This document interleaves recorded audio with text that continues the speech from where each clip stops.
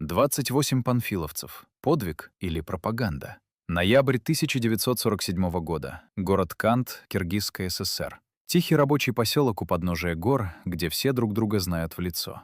Здесь живут простые люди, рабочие, колхозники, фронтовики, вернувшиеся с войны. Здесь тихо, здесь спокойно, здесь никто не ждет беды. В дверь одного из домов стучат на рассвете, громко, требовательно. Так стучат только люди в форме. Хозяин открывает. На пороге офицеры военной прокуратуры. Они приехали из Харькова. Они проделали путь через всю страну. Они пришли за ним. За человеком, чье имя знает каждый советский школьник. За героем Советского Союза. За одним из 28 панфиловцев. Тех самых, что остановили немецкие танки на подступах к Москве. За человеком, который по всем официальным документам, по всем газетам, по всем учебникам истории погиб смертью храбрых 16 ноября 1941 года. При обыске у него находят книгу, обычную советскую книгу в картонной обложке. Книгу о подвиге 28 героев-панфиловцев. И в этой книге черным по белому написано: сержант Иван Добробабин пал в бою у разъезда Дубосекова, уничтожив несколько вражеских танков. Ему посмертно присвоено звание Героя Советского Союза. Его именем названы улицы. В его честь установлены памятники.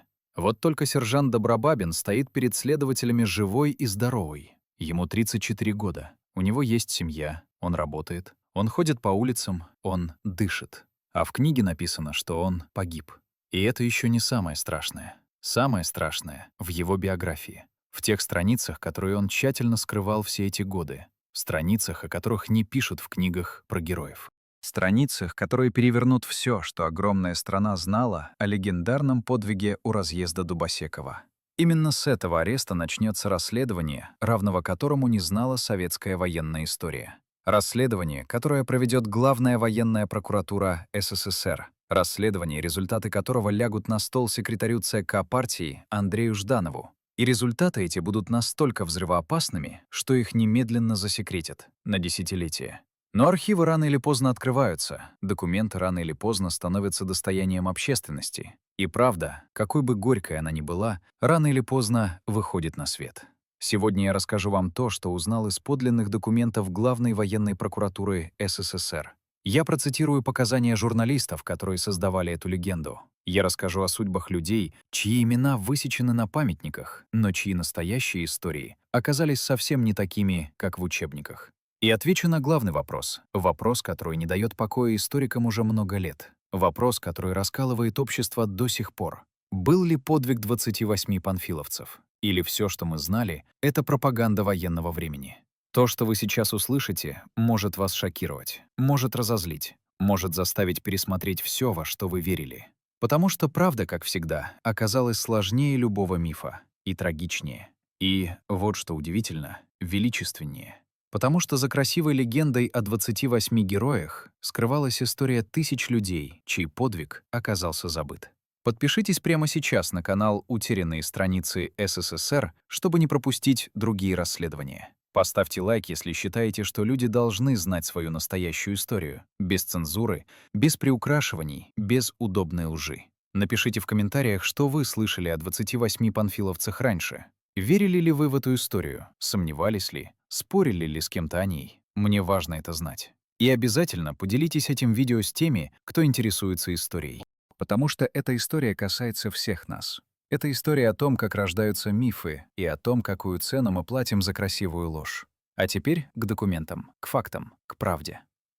Акт 1. 10 мая 1948 года. Москва. Кабинет главного военного прокурора Вооруженных сил СССР, генерал-лейтенанта юстиции Николая Афанасьева. На столе перед ним толстая папка с грифом «Совершенно секретно». Итог полугодового расследования, которое началось с рутинного ареста бывшего полицая в Харьковской области, а закончилось ревизией одного из главных символов Великой Отечественной войны. Афанасьев берет ручку и начинает писать сопроводительную записку. Адресат — секретарь ЦК ВКП Б. Андрей Александрович Жданов. Далеко не последний человек в партии. Человек, который курирует идеологию. Человек, которому предстоит решить, что делать с правдой, способной обрушить один из столпов советской военной мифологии. Это документально подтвержденный факт. Справка-доклад о 28 панфиловцах, от 10 мая 1948 года хранится в Государственном архиве Российской Федерации, фонд Р8131, и в 2015 году была опубликована на официальном сайте ГА РФ. А теперь к тому, с чего все началось. Ноябрь 1947 года. Военная прокуратура Харьковского гарнизона арестовывает гражданина Добробабина Ивана Евстафьевича по обвинению в измене родине. Стандартное дело для послевоенных лет. По стране еще вылавливали бывших полицаев, старост, тех, кто сотрудничал с оккупантами. Но это дело оказалось совсем нестандартным. При обыске следователи обнаружили у арестованного книгу о 28 героях-панфиловцах. Обычная книга, каких в стране миллионы. Но в списке героев, павших у разъезда Дубосекова, значился сержант Добробабин. Тот самый Добробабин, который сейчас сидел перед следователями живой и отвечал на вопросы о своей службе в немецкой полиции. Согласно материалам следствия, которые цитируются в справке-докладе Афанасьева, Добробабин добровольно сдался в плен немцам, а весной 1942 года поступил на службу в качестве начальника полиции села Перекоп Волковского района Харьковской области. Он участвовал в арестах советских граждан и в принудительной отправке молодежи на работы в Германию. Это факт, зафиксированный в протоколах допросов и подтвержденный показаниями свидетелей. Но как человек, который по официальной версии героически погиб в ноябре 41-го, мог служить полицаем весной 42-го? Ответ был очевиден. Официальная версия лгала. И прокуратура начала копать глубже. Следователи подняли списки 28 героев-панфиловцев. Те самые списки, на основании которых 21 июля 1942 года Президиум Верховного Совета СССР присвоил всем 28 бойцам звание Героя Советского Союза посмертно. И выяснилось поразительное. Кроме Добробабина, в живых остались еще 4 погибших героев. Васильев Илларион Романович, Шемякин Григорий Милентьевич, Шадрин Иван Демидович и Кужебергенов Даниил Александрович. 5 из 28. Почти каждый 5-й из тех, кого торжественно объявили павшими, оказался жив. Это документально подтвержденный факт из справки Афанасьева. Причем Васильев и Шемякин еще в августе 1942 года обращались в военную прокуратуру Калининского фронта с требованием выдать им награды как участникам боя у Дубосекова. То есть уже тогда, через 9 месяцев после гибели всех 28, как минимум 2 из них были живы, и это было известно официальным органам. Но и это еще не все. История с Кужебергеновым оказалась отдельным клубком противоречий. Даниил Кужебергенов в мае 1942 года был арестован особым отделом НКВД Западного фронта за добровольную сдачу в плен немцам. На допросах он заявил, что он тот самый Кужебергенов из списка 28 панфиловцев, но в бою у Дубосекова не участвовал. А вот теперь самое поразительное. Когда выяснилось, что Кужебергенов жив и к тому же был в плену, командир 1075-го стрелкового полка, подполковник Копров, ходатайствовал о том, чтобы в указ о награждении вместо Даниила включили другого Кужебергенова, Оскара. Только вот при проверке выяснилось, что никакого Оскара Кужебергенова не существовало ни в 4-й, ни в 5-й роте полка. Его просто выдумали, чтобы заткнуть дыру в списке. Это задокументировано в материалах расследования. Фамилию несуществующего человека внесли в указ о присвоении звания Героя Советского Союза. Высшая воинская награда страны за вымышленное имя. Прокуратура продолжала расследование. Следователи допросили ключевых свидетелей, журналистов, писавших о подвиге, командиров полка, политработников. И показания, которые они получили, оказались еще более сенсационными, чем история с воскресшими героями. Бывший командир 1075-го стрелкового полка Илья Васильевич Копров дал показания, которые процитированы в справке Афанасьева дословно. Я зачитаю их так, как они зафиксированы в документе. Никакого боя 28 панфиловцев с немецкими танками у разъезда Дубосекова 16 ноября 1941 года не было. Это сплошной вымысел. Пауза. Осознайте это. Командир полка, в котором служили те самые панфиловцы, под присягой заявляет, боя не было. Это вымысел. Но Копров тут же продолжает, и это тоже зафиксировано в документе. В этот день у разъезда Дубосекова в составе 2-го батальона с немецкими танками дралась 4-я рота. И действительно дралась геройски. Из роты погибло свыше 100 человек, а не 28, как об этом писали в газетах. Вот она, ключевая развилка. Копров не отрицал подвиг. Он скорректировал масштаб, но не в сторону уменьшения, а увеличения. Не 28 человек героически сражались у разъезда, больше 100, целая рота. И погибли не все 28 из 28, а свыше 100 из примерно 140. Это страшнее, это масштабнее, это трагичнее. Но это не вписывалось в красивую легенду о горстке героев, остановивших танковую армаду. Следователи допросили журналистов газеты «Красная звезда», которые первыми написали о подвиге. И вот здесь вскрылась механика создания мифа. Корреспондент Василий Каратеев показал под протокол. Примерно 23 или 24 ноября 1941 года я вместе с корреспондентом «Комсомольской правды» Чернышовым был в штабе 16-й армии. Там нам рассказали, что при обороне Москвы у разъезда Дубосекова геройски погибла группа бойцов-панфиловцев. Несколько позже, когда именно, не помню, состоялась беседа редактора «Красной звезды» Ортенберга с командиром дивизии генерал-майором Панфиловым. В этой беседе Панфилов якобы привел цифру 28. Обратите внимание на слово «якобы». Каратеев не был свидетелем этой беседы. Он пересказывал то, что слышал от редактора. А цифра 28, она якобы прозвучала. Но самые разоблачительные показания дал главный фигурант — литературный секретарь «Красной звезды» Александр Кривицкий. Именно он написал передовицу «Завещание 28 павших героев» от 28 ноября 1941 года. Именно он в январе 42-го опубликовал подробный очерк с именами и фамилиями всех 28. Именно с его статей началась всесоюзная слава панфиловцев. Кривицкий признал под протокол, цитирую по справке Афанасьева, «В части же ощущений и действий 28 героев — это мой литературный домысел. Я ни с кем из раненых или оставшихся в живых гвардейцев не разговаривал. Из местного населения я говорил только с мальчиком лет 14-15, который показал могилу, где похоронен Клочков. Литературный домысел. Это слова автора легенды.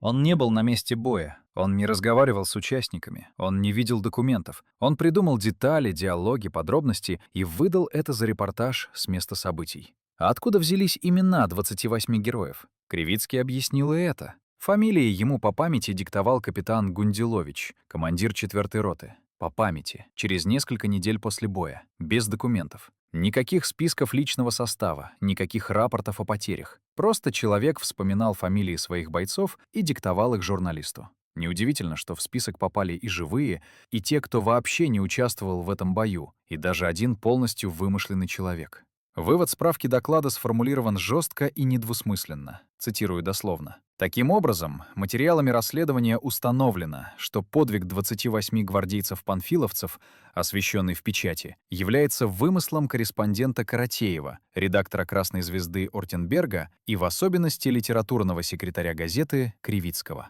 Вымысел. Официальное заключение Главной военной прокуратуры СССР. Подписано генерал-лейтенантом юстиции, направлено секретарю ЦК партии. И что же сделал Жданов, получив этот документ? Согласно свидетельству историка Георгия Куманёва, который ссылается на слова маршала Георгия Жукова, Жданов ознакомился с материалами и пришел к выводу, что комиссия явно перегнула палку, после чего приказал сдать дело в архив. Правду засекретили на десятилетия. Памятники остались стоять. Учебники продолжали рассказывать о подвиге 28. Улицы носили их имена, а документы лежали в архиве с грифом «Совершенно секретно». Но тут возникает важный вопрос. Вопрос, который нельзя обойти стороной. А можно ли доверять самому расследованию 48-го года? Не было ли оно политически ангажированным? Не заставляли ли свидетелей давать нужные показания? Это существенный вопрос, и на него есть разные точки зрения. По мнению ряда историков, расследование проводилось слишком поздно, через 7 лет после событий. Свидетели могли забыть детали, перепутать факты. Кроме того, по одной из версий, дело было частью политической интриги против маршала Жукова, который в 41-м командовал Западным фронтом. Если бы удалось доказать, что главный символ обороны Москвы — фальшивка, это ударило бы по репутации Жукова. Сам Кривицкий впоследствии, уже в 70-е годы, говорил историку Куманёву, цитирую, «Мне было сказано, что если я откажусь от показания, что описание боя у Дубосекова полностью выдумал я, то в скором времени окажусь на Печоре или Колыме. В такой обстановке мне пришлось сказать, что бой у Дубосекова — мой литературный вымысел». Это важное свидетельство. Кривицкий утверждал, что его заставили признаться под угрозой лагерей. Однако это свидетельство не задокументировано. Оно известно только со слов Куманёва, который ссылается на личную беседу. С другой стороны, факт остается фактом. 5 из 28 погибших оказались живы. Это невозможно объяснить никаким давлением на свидетелей. Живой человек — это живой человек. И если в списке героически павших значатся живые люди, значит, список составлен неправильно. Так что же мы имеем в сухом остатке? Что является документально подтвержденным фактом, а что теорией или интерпретацией? Факты, подтвержденные документами. 5 из 28 погибших панфиловцев оказались живы. Один из них, Добробабин, служил в немецкой полиции. Другой, Кужебергенов, был в плену. Один человек из списка, Оскар Кужебергенов, вообще не существовал. Журналист Кривицкий не был на месте боя и не разговаривал с участниками. Имена героев восстанавливались по памяти, без документов. Факты, подтвержденные показаниями командира полка. У разъезда Дубосекова сражалась вся 4-я рота, а не 28 человек. Потери роты составили свыше 100 человек. Бой действительно был, и рота действительно дралась геройски. Спорные моменты. Были ли показания свидетелей в 1948 году получены под давлением? Насколько точны воспоминания через 7 лет после событий? Была ли политическая подоплека у расследования? Но одно бесспорно. Легенда о 28 героях, как она была изложена в газетах и учебниках, не соответствовала действительности. Это не значит, что не было подвига. Это значит, что подвиг был другим, масштабнее, трагичнее и правдивее, чем красивая легенда. А сейчас я расскажу вам о том, что происходило осенью 1941 года на подступах к Москве, потому что без этого контекста невозможно понять ни истинный масштаб трагедии, ни причины, по которым родилась легенда. Акт 2. Чтобы понять, что произошло у разъезда Дубосекова, нужно вернуться на несколько месяцев назад. Нужно понять, в какой обстановке формировалась 316-я стрелковая дивизия. Нужно увидеть масштаб катастрофы, которая обрушилась на Красную армию осенью 1941 года. Потому что без этого контекста невозможно осознать ни подлинный героизм панфиловцев, ни причины, по которым стране так отчаянно нужна была красивая легенда. 22 июня 1941 года Германия напала на Советский Союз. Это знает каждый. Но мало кто по-настоящему представляет масштаб катастрофы первых месяцев войны. К октябрю 1941 года немецкие войска продвинулись на территорию СССР на глубину от 500 до 1000 километров. Были оккупированы Прибалтика, Белоруссия, большая часть Украины. Ленинград оказался в блокаде. А главное, вермахт вышел на подступы к Москве. 30 сентября 1941 года началась операция «Тайфун» — генеральное наступление группы армий «Центр» на советскую столицу. По плану немецкого командования Москва должна была пасть до наступления зимы. Гитлер был настолько уверен в успехе, что приказал готовить парад Победы на Красной площади. Это документально подтвержденные факты из немецких военных архивов и трудов историков Второй мировой войны. Силы, брошенные на Москву, были колоссальными. Группа армий «Центр» под командованием фельдмаршала Фёдора фон Бока насчитывала около 1 900 000 человек, 1700 танков, более 14 тысяч орудий и минометов, почти 800 самолетов. Против них советские войска Западного, Резервного и Брянского фронтов имели около 1 250 000 человек, 990 танков и более 7 тысяч орудий. Превосходство противника было подавляющим. Но даже эти цифры не передают всего ужаса ситуации. В первые дни операции «Тайфун» немцам удалось совершить то, что войдет в историю как Вяземская катастрофа. 2 танковые группы вермахта прорвали советскую оборону и замкнули кольцо окружения западнее Вязьмы. В котел попали основные силы Западного и Резервного фронтов, 4 армии, 37 дивизий, 9 танковых бригад. По разным оценкам в окружении оказались от 600 000 до 1 000 000 советских солдат и офицеров. Большинство из них погибли или попали в плен. Дорога на Москву оказалась открыта. Это был момент, когда судьба столицы, а возможно и всей страны, висела на волоске. Немецкие танки находились в 100-120 километрах от Кремля. Между ними и Москвой почти не было войск. Началась паника. 16 октября 1941 года этот день вошел в историю как «Московская паника». Из города началось массовое бегство. Правительственные учреждения эвакуировались. На вокзалах творился хаос. Мародеры грабили магазины. И вот в этот момент, в этой обстановке, на Волоколамское направление прибывает 316-я стрелковая дивизия под командованием генерал-майора Ивана Васильевича Панфилова. Дивизия была сформирована в июле-августе 1941 года в Алма-Ате, столице Казахской ССР. Формирование проходило по мобилизации из призывников и добровольцев, жителей Казахстана и Киргизии. Это важная деталь. Дивизия была многонациональной. В ее рядах служили представители 28 народов Советского Союза — казахи, киргизы, русские, украинцы, узбеки, уйгуры и многие другие. Командиром дивизии был назначен Иван Васильевич Панфилов, кадровый военный, участник гражданской войны, до этого занимавший должность военного комиссара Киргизской ССР. Ему было 48 лет, за плечами богатый боевой опыт и репутация толкового командира, умеющего беречь людей. Согласно данным Центрального архива Министерства обороны Российской Федерации, численность дивизии на момент формирования составляла 11 347 человек. Дивизия состояла из 3 стрелковых полков 1073-го, 1075-го и 1077-го, артиллерийского полка, батальона связи, отдельного саперного батальона и других подразделений. Это был полнокровный состав, но люди в основном были необстрелянными. Многие никогда не держали в руках оружие до мобилизации. Времени на подготовку было катастрофически мало, счет шел на недели. В конце августа дивизию перебросили на Северо-Западный фронт, в район Новгорода. Там она получила первый боевой опыт и первые потери. Но настоящее испытание ждало панфиловцев впереди.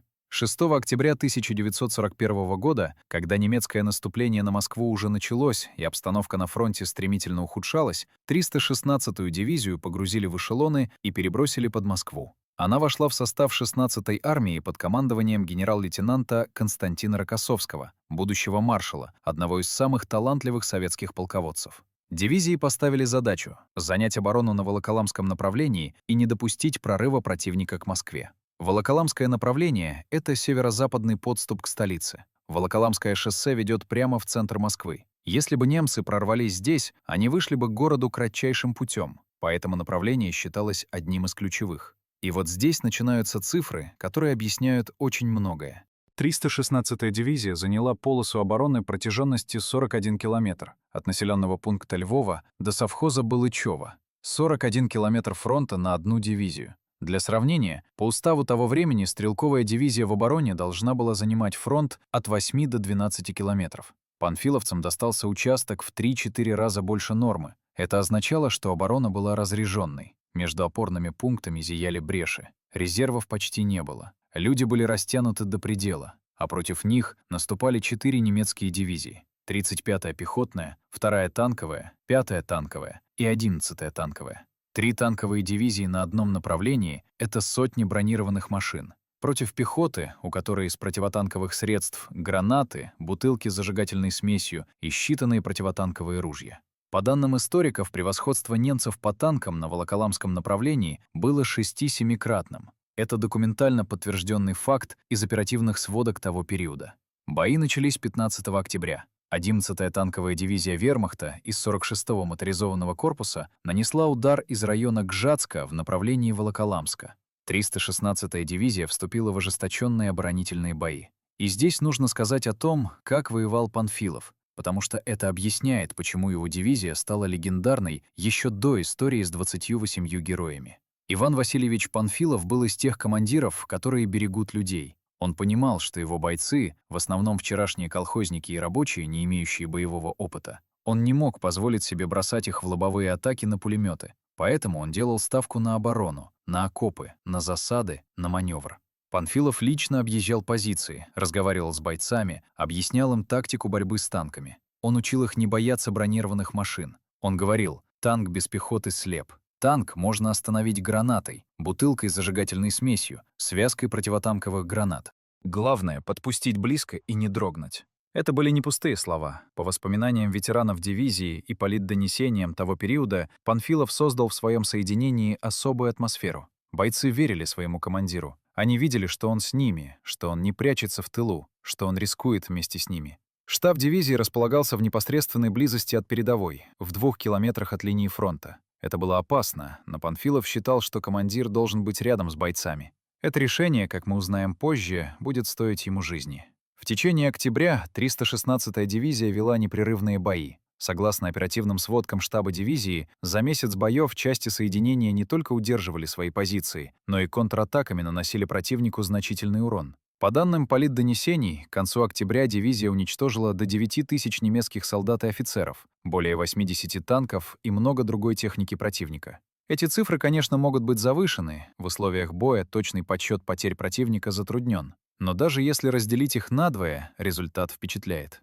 Однако и потери дивизий были огромными. Согласно данным, которые приводит научный директор Российского военно-исторического общества, к ноябрю 1941 года общие потери 316-й стрелковой дивизии составили 50% личного состава, половина дивизии. Из 11 с лишним тысяч человек осталось около 6-7 тысяч. К 16 ноября, дню, когда произойдут события у разъезда Дубосекова, численность полков была следующей. В 1075-м стрелковом полку состояло 1534 человека, в 1073-м полку — 1666 человек, в 1077-м полку — 2078 человек. Это данные из архивных документов Центрального архива Министерства обороны, которые были представлены Российским военно-историческим обществом. Полки были обескровлены. Роты, которые по штату должны были насчитывать 150-180 человек, имели по 40, по 60, по 80 бойцов. Люди были измотаны непрерывными боями. Не хватало боеприпасов, не хватало теплого обмундирования. На дворе стоял ноябрь, температура падала ниже нуля. И вот в этой обстановке немцы готовили новый удар. 27 октября обстановка резко ухудшилась. Немцы прорвали оборону соседнего 690-го стрелкового полка, и 316-я дивизия была вынуждена оставить Волоколамск. Город пал. Дивизия отошла на новый рубеж, восточнее и юго-восточнее Волоколамска. Это было тяжелое поражение. Но дивизия не была разгромлена. Она отступила организованно, сохранив боеспособность, и заняла новую линию обороны — Малеевка, Чинцы, Большое Никольское, Тетерино. К началу ноября линия фронта на Волоколамском направлении временно стабилизировалась. Советские войска укрепляли оборону, формировали резервы, вели разведку. Немцы тоже готовились, подтягивали свежие силы для решающего броска на Москву. 316-я дивизия заняла новый рубеж — от Поповкина через Чинцы, Петелино, разъезд Дубосекова до Ширяева. Это примерно 18-20 километров по фронту. Меньше, чем раньше, но все равно много для потрёпанной дивизии. Разъезд Дубосекова — небольшой железнодорожный полустанок в 7 километрах юго-восточнее Волоколамска. Несколько домиков, будка путевого обходчика, платформа. Место ничем не примечательное, но именно здесь проходила одна из ключевых позиций обороны. Согласно диспозиции, оборону в районе разъезда Дубосекова держал 1075-й стрелковый полк под командованием полковника Ильи Васильевича Копрова. Непосредственно позиции у разъезда занимала 4-я рота 2-го батальона. Командиром 4-й роты был капитан Павел Михайлович Гунделович, политруком роты — младший политрук Василий Георгиевич Клочков. Тот самый Клочков, чье имя станет символом подвига, а слова — крылатой фразой, которую будут знать поколения советских людей. 1075-й полк оказался на самом танкоопасном направлении. При этом его противотанковые средства были минимальными. По данным оперативных сводок, в распоряжении полка имелось всего 2 орудия калибра 76 мм и 4 противотанковых ружья на весь полк против танковых дивизий вермахта. Это документально подтвержденный факт. Полк должен был останавливать танки практически голыми руками, гранатами и бутылками с зажигательной смесью. 16 ноября 1941 года немцы начали новое наступление. Операция «Тайфун» вступила в решающую фазу. По замыслу германского командования, это должен был быть последний рывок к Москве до наступления русской зимы, которой немцы справедливо опасались. На Волоколамском направлении в наступление перешли части 5-го армейского корпуса и 46-го моторизованного корпуса вермахта. 2-я танковая дивизия ударила в центре обороны 316-й дивизии. 11-я танковая дивизия атаковала в районе Дубосекова, в стык между позициями панфиловцев и 50-й кавалерийской дивизии. Началось то, что войдет в историю как бой у разъезда Дубосекова. Но прежде чем я расскажу о самом бое, нужно понять еще одну вещь. Нужно понять, почему этот бой, даже в его реальном масштабе, без мифологических преувеличений, имел такое значение. 16 ноября 1941 года — это момент, когда решалась судьба Москвы. Немцы были в 100 километрах от столицы. Если бы они прорвали оборону на Волоколамском направлении, танковые колонны вышли бы на оперативный простор. Между ними и Москвой не осталось бы серьезных преград. Каждый час, который удавалось выиграть обороняющимся, был на вес золота. Каждый подбитый танк, каждый остановленный батальон, каждый метр политый кровью, но не отданный врагу. Люди, которые держали оборону у Дубосекова, знали это. Они понимали, что за их спинами — столица, что отступать некуда, что от них зависит, прорвутся немцы или нет. И они держались. А сейчас я расскажу, что происходило в тот день на самом деле. Не по газетным статьям, не по художественным фильмам, по документам, показаниям свидетелей и данным архивов. Акт 3. 16 ноября 1941 года. Раннее утро. Температура -15. Земля промерзла. Над позициями 316-й дивизии висит тяжелое серое небо. Бойцы 4-й роты 1075-го полка занимают окопы у разъезда Дубосекова. Они здесь уже несколько дней. Окопы неглубокие, мерзлую землю тяжело копать. Блиндажей почти нет. Люди греются как могут, жгут костры в ямах, жмутся друг к другу. В роте около 140 человек. Это по воспоминаниям выживших участников боя и данным штабных документов. Не полный штат. По штату должно быть 150-180. Но после месяца непрерывных боев 140 — это еще неплохо. В некоторых ротах осталось по 40-50 бойцов. Командует ротой капитан Павел Гундилович, политрук — младший политрук Василий Клочков. Клочкову 30 лет. До войны он работал в системе потребкооперации в Алма-Ате. Окончил институт заочного обучения наркомторга. Человек сугубо штатский, но на войне быстро стал настоящим командиром. Бойцы его уважают. Согласно воспоминаниям, которые записала комиссия по истории Великой Отечественной войны, в 1942-47 годах Клочков в последние дни перед боем много говорил с бойцами о значении обороны Москвы. Он объяснял: позади — столица, отступать нельзя. Каждый час, который они выстоят, — это помощь всей армии. Эти стенограммы бесед с панфиловцами хранятся в научном архиве Института российской истории РАН и были опубликованы в 2012 году кандидатом исторических наук Кириллом Дроздовым. Около 8 часов утра начинается артиллерийская подготовка противника. Немецкие орудия и минометы обрушивают огонь на позиции 1075-го полка. Земля дрожит. Воздух наполняется грохотом разрывов, свистом осколков, криками раненых. Артподготовка длится около часа. Затем в небе появляются немецкие самолеты. Бомбардировщики работают по позициям обороняющихся. Укрыться негде, блиндажей мало, окопы неглубокие. А потом появляются танки. По данным оперативных сводок и показаниям свидетелей, собранным как в 41-42 годах, так и во время расследования 48 года, на позиции 1075-го полка наступали части 11-й танковой дивизии вермахта. Танки шли двумя эшелонами при поддержке пехоты. Сколько именно танков атаковало позиции 4-й роты у Дубосекова — вопрос, на который нет однозначного ответа. Газетная версия, созданная Кривицким, утверждала — 54 танка. Из них 28 героев подбили 18. Красивые цифры, запоминающиеся. Но документы говорят другое. Согласно показаниям командира полка Копрова, данным в 1948 году и зафиксированным в справке Афанасьева, на участке всего 1075-го полка в тот день действовало до 50 танков противника. На весь полк, не на одну роту. Согласно политдонесению начальника политотдела 316-й дивизии батальонного комиссара Галушка, которое цитирует Российское военно-историческое общество, в бою участвовало до 50 танков, которые атаковали двумя эшелонами. А по советским данным из оперативных сводок штаба дивизии, весь 1075-й полк за день 16 ноября подбил и уничтожил 9 танков противника. Не 18, 9 на весь полк. Это документально подтвержденный факт из архивов Центрального архива Министерства обороны. 9 танков — это тоже подвиг. Для пехотного полка, у которого всего 2 орудия и 4 противотанковых ружья, это серьезный результат. Но это не 18 танков, уничтоженных 28 героями, как писали газеты.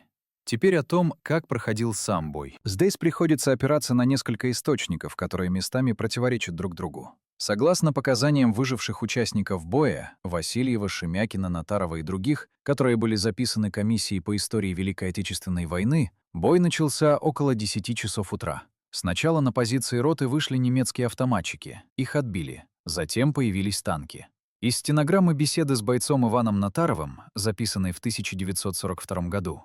После этой атаки политрук Клочков подобрался к нашим окопам, стал разговаривать, поздоровался с нами. «Как выдержали схватку?» «Ничего, выдержали». Говорит: «Движутся танки, придется еще схватку терпеть нам здесь. Танков много идет, но нас больше. 20 штук танков, не попадет на каждого брата по танку».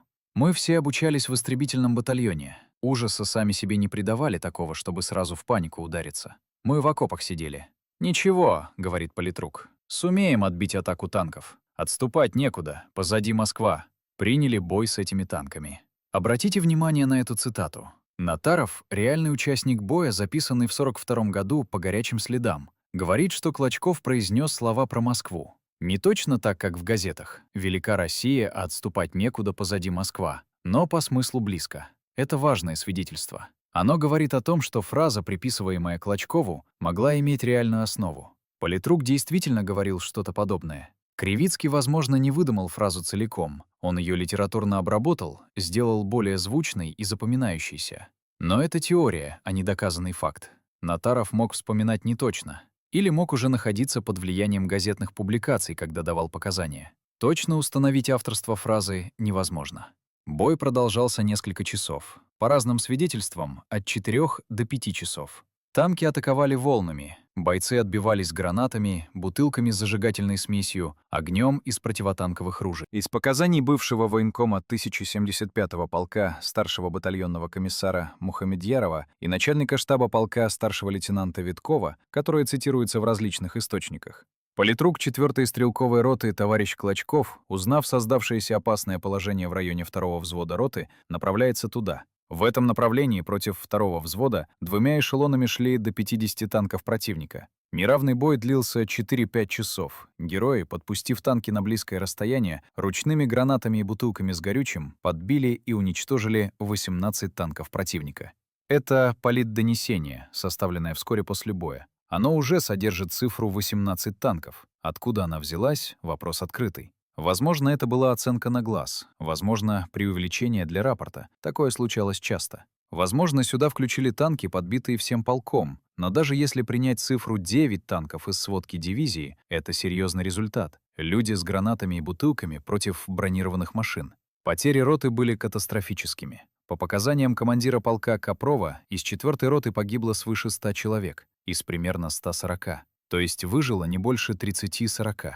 Это и есть реальный масштаб трагедии. Не 28 героев, которые все погибли, остановив танковую армаду. Больше 100 человек, которые почти все полегли в том бою. И несколько десятков выживших, раненых, контуженных, чудом уцелевших. Среди выживших были те, кого потом включат в список 28 погибших героев. Васильев, Шемякин, Шадрин, Добробабин, Натаров.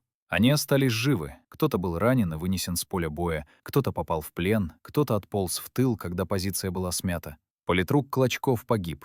О том, как именно он погиб, существуют разные версии. По газетной версии Кривицкого, Клочков бросился со связкой гранат под танк и подорвал его вместе с собой. Героическая гибель, ставшая каноном. По воспоминаниям местных жителей, которые собирали следопыты уже в 2000-е годы, Клочков был тяжело ранен осколками мины, так же, как через 2 дня погибнет сам генерал Панфилов. Его нашли в воронке от бомбы. Местная девушка пыталась вынести раненого политрука, но он скончался от потери крови. Документально подтвердить ни одну из версий невозможно. Свидетелей последних минут Клочкова, которые могли бы дать показания под протокол, не осталось. Это одна из тех деталей, которые навсегда останутся неизвестными. Достоверно известно одно. Василий Георгиевич Клочков погиб 16 ноября 1941 года в бою у разъезда Дубосекова. Его тело было найдено и похоронено сначала на месте боя, затем перезахоронено в братской могиле у деревни Нелидово. Теперь о том, чем закончился бой. К вечеру 16 ноября позиции 4-й роты у разъезда Дубосекова были смяты. Немецкие танки прорвались. Это факт, который не отрицается ни в одном источнике. Ни в газетных статьях военного времени, ни в документах прокуратуры, ни в современных исследованиях. Согласно спецсообщению особого отдела НКВД Западного фронта, о прорыве противником обороны на участке 16-й армии от 22 ноября 1941 года участок Волоколамск-Новопетровская протяжением 25 километров был прикрыт недостаточно. Немцы сосредоточили здесь основные силы и прорвали оборону. Это рассекреченный документ из архивов ФСБ. Означает ли прорыв, что подвиг был напрасным? Нет. 4-я рота и весь 1075-й полк задержали немецкое наступление на несколько часов. В масштабах войны это может показаться мелочью, но в ноябре 41-го, когда решалась судьба Москвы, каждый час имел значение. Пока бойцы у Дубосекова гибли, сдерживая танки, командование подтягивало резервы, перегруппировывало силы, готовило контрудары. Каждый выигранный час — это время для маневра. 17 ноября 316-я дивизия была награждена Орденом Красного Знамени. Редкая для того времени награда целому соединению. 18 ноября дивизия была преобразована в 8-ю гвардейскую стрелковую дивизию. Гвардейское звание в 41 году давали только за исключительные заслуги. И в тот же день, 18 ноября, погиб генерал-майор Иван Васильевич Панфилов. Немецкие танки вышли к штабу дивизии, который располагался в деревне Гусенево. Начался минометный обстрел. Осколок мины попал в голову командира дивизии. Панфилов погиб на месте. Ему было 48 лет. Он не дожил 2 дней до того, как его дивизия получила гвардейское знамя. 23 ноября 1941 года дивизии было присвоено почетное наименование имени генерал-майора Панфилова И.В. С тех пор ее стали называть Панфиловской. Это был реальный подвиг. Подвиг не 28 человек, а тысяч. Подвиг всей дивизии, которая за месяц боев потеряла половину личного состава, но не отступила, не побежала, не рассыпалась. Которая сдерживала танковые дивизии вермахта на подступах к Москве. И вот здесь возникает вопрос. Если подвиг был реальным, если дивизия действительно совершила невозможное, зачем понадобилась легенда о 28 героях? Зачем нужно было выдумывать красивую историю, когда правда была не менее героической? Ответ на этот вопрос в следующей части. Я расскажу, как родилась легенда, как журналисты «Красной звезды» создали миф, который переживет десятилетия, и почему страна, измученная поражениями и потерями, так отчаянно нуждалась в этом мифе. Акт 4. 27 ноября 1941 года. Москва. Редакция газеты «Красная звезда», главного печатного органа Народного комиссариата обороны СССР, редакция работает в условиях военного времени. Жесткие сроки, постоянное напряжение, нехватка людей. Многие журналисты на фронте, те, кто остался, работают на износ. В редакцию возвращается корреспондент Василий Игнатьевич Каратеев. Он только что из штаба 16-й армии, где собирал материал о боях на Волоколамском направлении. У него есть история. История, которая, по его мнению, достойна передовицы. Каратеев рассказывает главному редактору, Давиду Иосифовичу Ортенбергу, о бое у разъезда Дубосекова, о группе бойцов-панфиловцев, которые остановили немецкие танки, о том, что все они погибли, но врага не пропустили. Это реконструкция событий на основе показаний участников, данных во время расследования 1948 года и зафиксированных в справке докладе Афанасьева. Каратеев не был у разъезда Дубосекова, он не видел боя, он не разговаривал с выжившими участниками. Все, что он знал, — это пересказ из штаба армии. Кто-то рассказал кому-то, кто рассказал Каратееву. Испорченный телефон военного времени. Но история была хорошая, героическая, нужная. В ноябре 41-го, когда немцы стояли у ворот Москвы, когда армия отступала, когда в тылу царили паника и уныние, такие истории были на вес золота. 27 ноября в «Красной звезде» выходит первая заметка о бое у Дубосекова. Автор Каратеев. Заметка небольшая, без имен и фамилий. В ней говорится о группе бойцов-панфиловцев, которые погибли все до одного, но танков не пропустили. Упоминается комиссар Диев, это искаженная фамилия Клочкова, которого иногда называли Клочков-Диев. Точное количество героев в этой первой заметке не называется. На следующий день, 28 ноября, в той же газете выходит передовая статья. Она называется «Завещание 28 павших героев». Автор — литературный секретарь редакции Александр Юрьевич Кривицкий. И вот здесь начинается создание мифа. Кривицкий не был журналистом-расследователем, он был литератором. Его работа — превращать сухие факты в захватывающие тексты, делать материалы читабельными, эмоциональными, запоминающимися. И он блестяще справился с этой задачей. В передовице Кривицкого впервые появляется точная цифра — 28. Откуда она взялась? Согласно показаниям самого Кривицкого, данным во время расследования 1948 года, тут я впервые услыхал о 28 гвардейцах-панфиловцах. В разговоре со мной Кривицкий заявил, что нужно, чтобы было 28 гвардейцев-панфиловцев, которые вели бой с немецкими танками. Стоп. Тут в документе явная ошибка или описка. Кривицкий говорит о себе в третьем лице. Вероятно, имеется в виду разговор с Ортенбергом или другим редактором. Но смысл понятен. Цифра 28 была определена заранее, до выяснения реальных обстоятельств боя. Почему именно 28? Существует версия, и это именно версия, не подтвержденная документально, что изначально речь шла о 29 бойцах, но одного вычеркнули как труса и предателя, который поднял руки и был застрелен своими. 29 минус 1 — 28. В передовице Кривицкого от 28 ноября эта история присутствует. Смолодушничал только один из 29. Только один поднял руки вверх. Несколько гвардейцев одновременно, не сговариваясь, без команды, выстрелили в труса и предателя. Красивая деталь, драматичная, показывающая, что герои не терпели малодушия в своих рядах. Только вот подтвердить ее нечем. Никто из выживших участников боя не упоминал о расстреле предателя. Это, по всей видимости, литературный домысел. В той же передовице появляется знаменитая фраза. Не совсем та, которую потом будут цитировать в учебниках. В первой версии Кривицкого политрук говорит бойцам «Ни шагу назад». Фраза «Велика Россия, а отступать некуда, позади Москва» появится позже, в очерке Кривицкого 22 января 1942 года. К тому времени легенда уже обрастет подробностями, именами, деталями. Но вернемся к ноябрю 41-го. Передовица вышла, она произвела эффект. Нужно понимать контекст. Ноябрь 41-го — это дно, худший момент войны. Менцы в 100 километрах от Москвы. Армия отступает. В сводках Софинформбюро сплошные ожесточенные оборонительные бои и отход на заранее подготовленные позиции. Люди устали от плохих новостей, им нужен был луч света, им нужны были герои. И вот, 28 панфиловцев. Горстка бойцов, которые остановили танковую армаду, которые погибли все до одного, но не отступили, которые доказали, что немцев можно бить, что мужество сильнее брони. История разлетелась по стране, ее перепечатывали другие газеты, о ней говорили на политинформациях частях, ее обсуждали в тылу. Но была проблема. В передовице не было имен. Кто эти 28 героев? Как их звали? Откуда они? Командование потребовало установить имена. И вот тут началась импровизация. Согласно показаниям командира 1075-го полка Копрова, данным в 48 году, фамилии Кривицкому по памяти давал капитан Гундилович, который вел с ним разговоры на эту тему. Никаких документов о бое 28 панфиловцев в полку не было и не могло быть. Капитан Гундилович — тот самый командир 4-й роты, которая сражалась у Дубосекова. Он выжил в том бою. И он, по памяти, через несколько недель после событий, диктовал журналисту фамилии своих бойцов. По памяти, без документов, без сверки со списками личного состава. Неудивительно, что в список попали ошибки. В него включили людей, которые выжили — Васильева, Шемякина, Шадрина, Добробобина, Натарова.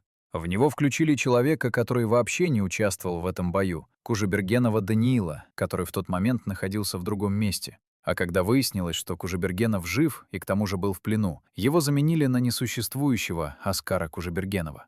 22 января 1942 года в «Красной звезде» выходит большой очерк Кривицкого о 28 павших героях. В нем впервые публикуется полный список имен и фамилий. В нем появляются подробности боя, кто что сказал, кто как погиб, кто бросился с гранатой под танк. В нем звучит каноническая фраза «Велика Россия, а отступать некуда, позади Москва».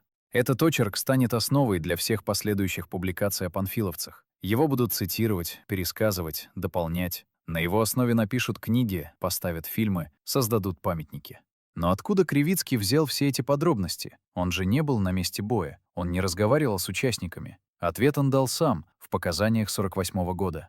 В части же ощущений и действий 28 героев — это мой литературный домысел. Я ни с кем из раненых или оставшихся в живых гвардейцев не разговаривал. Из местного населения я говорил только с мальчиком лет 14-15, который показал могилу, где похоронен Клочков. Литературный домысел. Он выдумал диалоги, выдумал сцены, выдумал последние слова героев. Все, что он знал реально, — это пересказ из третьих рук и могила политрука, которую ему показал подросток. И вот на основе этого он написал очерк, который прочитают миллионы, который станет каноном, который войдет в учебники истории. Теперь важный вопрос. Можно ли осуждать Кривицкого за это? Здесь мнения расходятся. С одной стороны, да, он нарушил базовые принципы журналистики. Он выдал вымысел за репортаж. Он не проверил факты. Он не поговорил со свидетелями. Он создал миф и представил его как правду. С другой стороны, это была война. Пропаганда — такое же оружие, как танки и самолеты. Задача военного журналиста — поднимать боевой дух армии и народа. И с этой задачей Кривицкий справился блестяще. По воспоминаниям самого Кривицкого, которые он опубликовал в послевоенные годы в документальной повести «Не забуду вовек», история о 28 панфиловцах произвела огромный эффект. Бойцы на фронте читали ее и говорили: «Если они смогли, сможем и мы».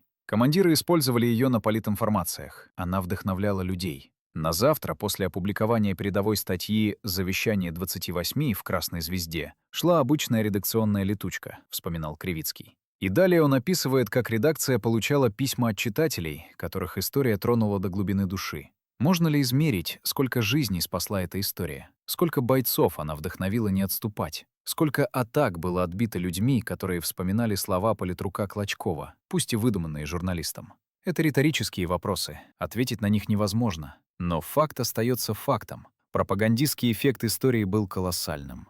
21 июля 1942 года Президиум Верховного Совета СССР издал указ о присвоении звания Героя Советского Союза 28 панфиловцам, всем посмертно. Это была высшая награда страны, и она была присвоена людям из газетного списка, того самого, который составлялся по памяти, без документов. В указ попали живые люди, которых считали погибшими. В указ попал несуществующий человек, Оскар Кужебергенов. В указ попал человек, который не участвовал в бою у Дубосекова, Даниил Кужебергенов. Никто не проверял, никто не сверял списки. Газета написала, значит, правда.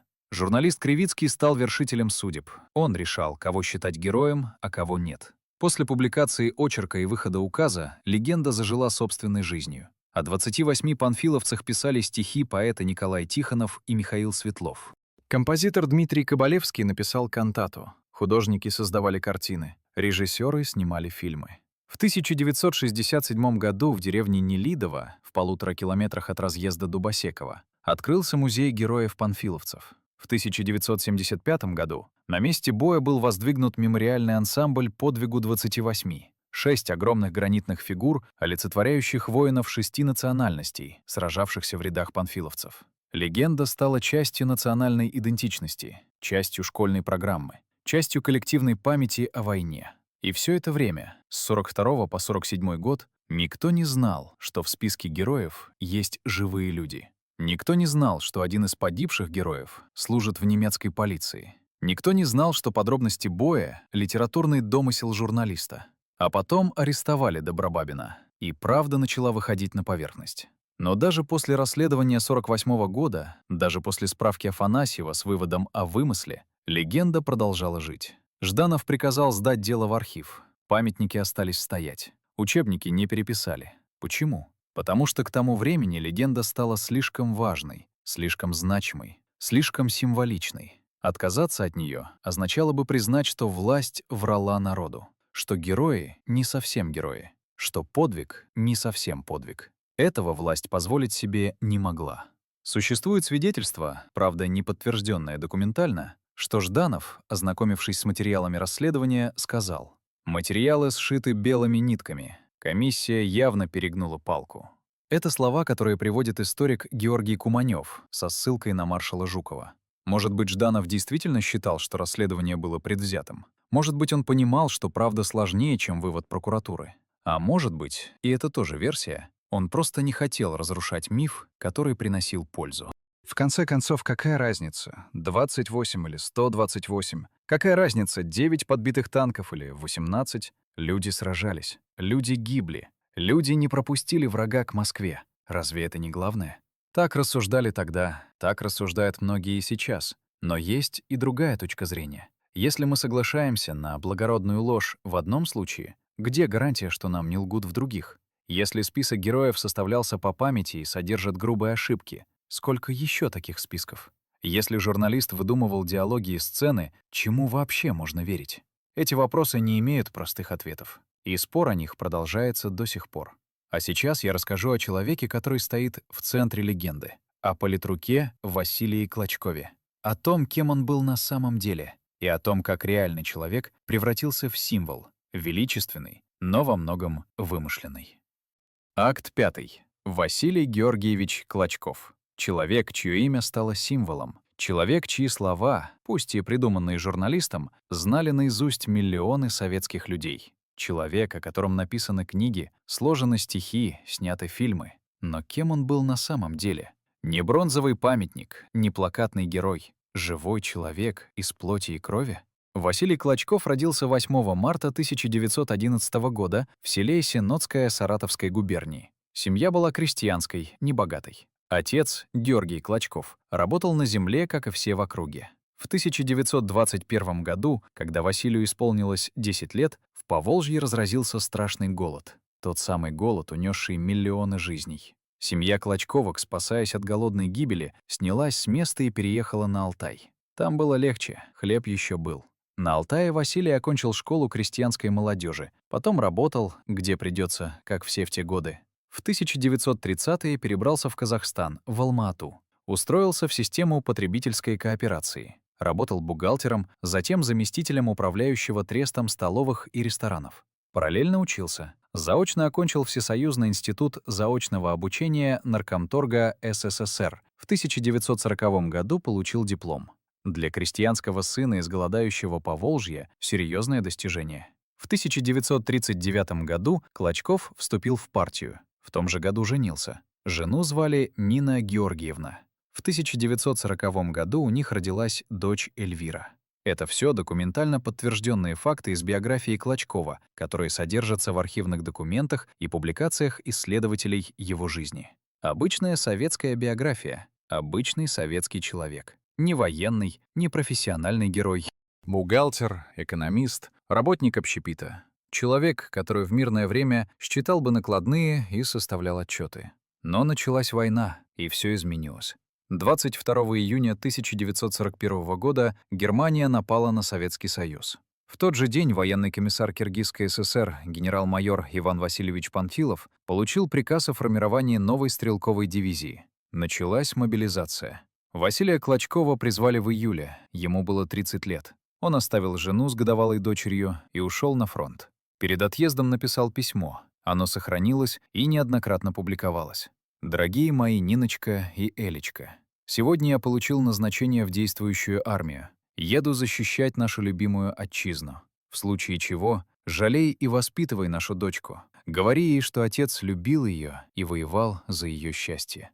Это подлинные слова Клочкова, не придуманные журналистом, написанные его рукой, жене и дочери перед уходом на войну. Клочкова назначили политруком 4-й роты 2-го батальона 1075-го стрелкового полка 316-й дивизии. Политрук — это политический руководитель подразделения. Его задача — не только воевать, но и поддерживать боевой дух бойцов, проводить политическую работу, быть примером для солдат. Для человека без военного образования и боевого опыта непростая задача. Но Клочков справлялся. В Центральном архиве Министерства обороны России хранится дело, с которого в последние годы снят гриф секретности. Называется оно «Донесение и дознание о расстреле политруком В. Клочковым красноармейца». Документ датирован 27 сентября 1941 года, почти за 2 месяца до боя у Дубосекова. Этот документ рассказывает о Клочкове больше, чем любые газетные очерки. Суть дела такова. В конце сентября, во время боев под Новгородом, один из красноармейцев роты Клочкова струсил и бросил позицию. Политрук лично расстрелял труса перед строем. В донесении Клочков написал, цитирую по документу, опубликованному журналом «Родина», «Расстрелян лично мной перед строем». Это был 41 год. Приказ ни шагу назад с заградотрядами и расстрелами паникеров выйдет только в 42-м. Но Клочков не стал ждать приказов. Он принял решение сам. Жесткое, жестокое, но, по законам военного времени, оправданное. Этот эпизод показывает, каким человеком был Клочков. Не мягкий интеллигент, не добренький комиссар из советских фильмов. Жесткий командир, способный принимать страшные решения, способный убить своего, чтобы остальные не побежали. Война делает с людьми такое, превращает бухгалтеров в расстрельщиков, экономистов в командиров, от решений которых зависят жизни. К началу ноября 4-я рота под командованием капитана Гунделовича и политрука Клочкова уже имела боевой опыт. Бойцы были обстреляны. Они знали, что такое немецкие танки, знали, что такое артобстрел и бомбежка, знали, что такое терять товарищей. 3 ноября 1941 года в Панфиловской дивизии проходил партийный актив. Сохранилась стенограмма. Политрук Клочков выступал. Его слова записаны. 4-я рота вместе с артиллеристами дважды отбрасывала врага, несли потери, но и немцам давали жару. Это слова Клочкова, сказанные за 13 дней до боя у Дубосекова, не придуманные журналистом, записанные стенографистом на партийном собрании. А вот еще одно свидетельство из стенограммы беседы комиссии по истории Великой Отечественной войны с бойцами-панфиловцами. Беседа записана в 1942 году, вскоре после событий. Боец Иван Натаров вспоминал о Клочкове. Политрук к нам часто приходил в окопы, разговаривал, объяснял обстановку, говорил, что немцы выдыхаются, что скоро будет перелом. Говорил, что за нами Москва, и отступать нам нельзя. Обратите внимание, за нами Москва, и отступать нам нельзя. Это свидетельство бойца, записанное в 1942 году.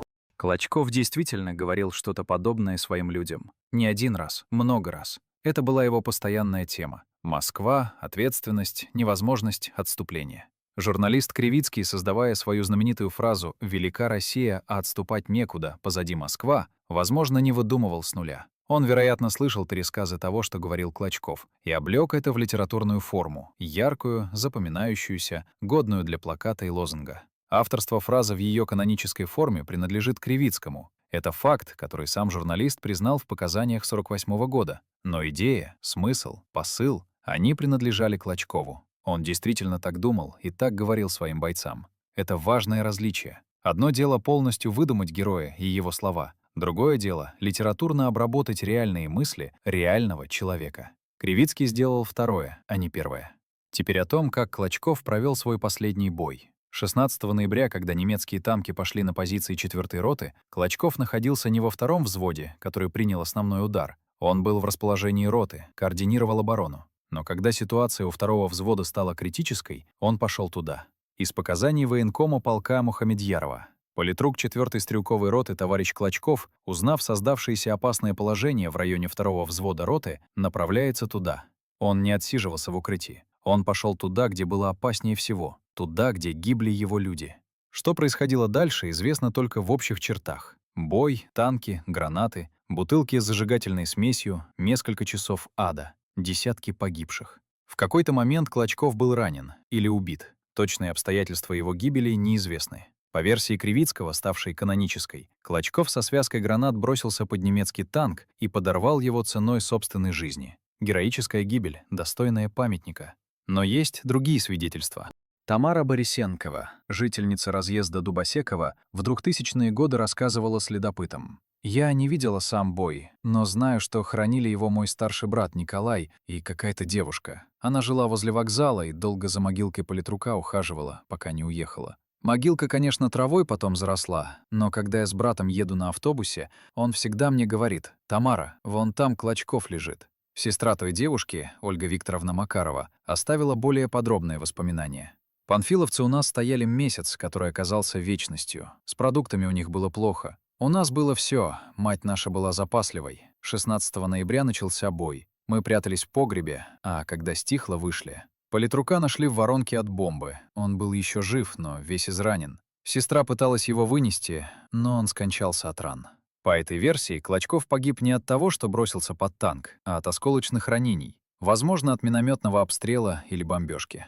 Так же, как через 2 дня погибнет генерал Панфилов от осколка мины. Какая версия верна? Невозможно установить. Свидетелей последних минут Клочкова, которые могли бы дать показания, не осталось. Или они погибли в том бою, или не видели момент его гибели. Достоверно известно одно. Василий Георгиевич Клочков погиб 16 ноября 1941 года в бою у разъезда Дубосекова. Это факт, который не оспаривается никем, ни сторонниками официальной версии, ни ее критиками. Его тело нашли и похоронили. Сначала на месте боя, в братской могиле, позже перезахоронили в деревне Мелидово, в 2 километрах от места сражения. 21 июля 1942 года Василию Георгиевичу Клочкову посмертно присвоено звание Героя Советского Союза. Он награжден орденом Ленина и 2 орденами Красного Знамени. Его именем названы улицы в десятках городов, в его честь установлены памятники. Его портрет висел в каждой советской школе.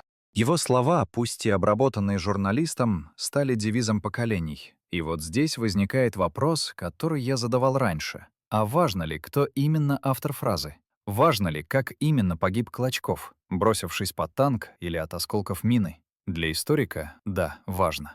История должна быть точной, факты должны быть проверены, мифы должны быть отделены от реальности. Но для понимания того, кем был Клочков, может быть, не так важно. Он был человеком, который оставил жену с годовалой дочерью и ушел на войну. который из бухгалтера превратился в командира, который расстрелял труса перед строем, потому что так было нужно, который говорил своим бойцам, что за ними Москва и отступать нельзя, который пошел туда, где было опаснее всего, который не вернулся. Ему было 30 лет. Его дочь Эльвира выросла без отца. Она стала учительницей. Всю жизнь носила фамилию отца. Ездила на место его гибели. Встречалась с ветеранами, которые знали его. В 90-е годы, когда начались споры о том, был ли подвиг панфиловцев, когда стали публиковать документы прокуратуры 48-го года, Эльвира Васильевна говорила журналистам: «Мне все равно, кто придумал эти слова. Мой отец погиб, защищая Москву. Этого у него никто не отнимет». Она права. Что бы ни писали журналисты, что бы ни выясняли прокуроры, что бы ни спорили историки, Василий Клочков погиб в бою. Это факт. И этот факт не зависит от того, сколько танков подбила его рота и какие слова он произнес перед гибелью. Но история — это не только факты. Это еще и люди, которые живут после. Люди, чьи судьбы ломаются или складываются в зависимости от того, что написано в документах и газетах. И сейчас я расскажу о тех, чьи судьбы сложились трагически. О людях, которых включили в список 28 героев, а потом выяснилось, что они живы. О том, как легенда сломала их жизни. И о том, какую цену они заплатили за чужой вымысел. Акт 6.